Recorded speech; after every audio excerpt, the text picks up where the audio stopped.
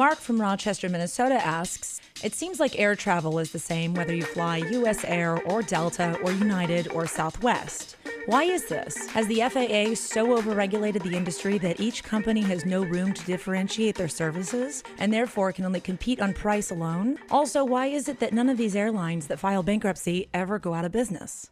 Well, first of all, on your bankruptcy point of view, it shows that Obama's claim that had we not bailed out the automobile industry, that they all would have disappeared in bankruptcy. We have had repeated bankruptcies in the airline industry, yet most of the companies that have gone bankrupt are still around.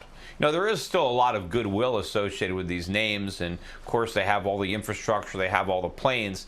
The problem is the level of debt and their labor contracts, and so oftentimes in a bankruptcy, they're able to restructure in such a way that they can, operate profitably. Unfortunately, most of these airlines that have gone bankrupt haven't restructured enough, and so they find themselves back in bankruptcy again. I think a big part of the problem is the declining American standard of living because inflation is so high and taxes are so high.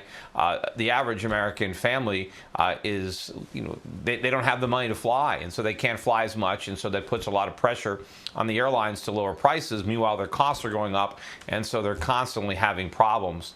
As far as why doesn't the service seem to differentiate too much among the carriers? I mean, Coach on United is not much different than Coach on American, and same thing with the business class. What I've noticed is that the quality of the service, whether you're Coach or business or first, has deteriorated pretty much across the board among all the airlines that are competing much more on price rather than quality, because people are so price sensitive in an economy where we're all seeing a collective reduction in our standard of living. And so I think a lot of people are willing to sacrifice quality. The people who aren't, the people at the top end of the flying world, they've basically gone to private jets.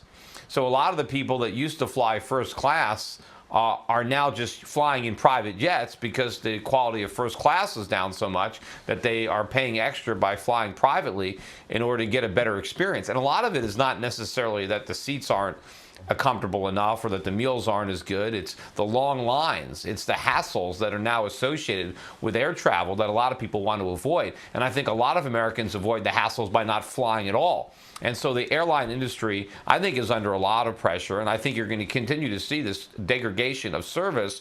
Eventually, you're going to see a big reduction in the capacity in the airline industry, and I think prices are going to skyrocket. And at some point, I think when we have a solid airline industry where you have much higher prices and far fewer planes in the air, so not that many people traveling, I think you will see quality becoming more of an issue, and I think you'll see the quality of air travel improve, albeit at a much higher price.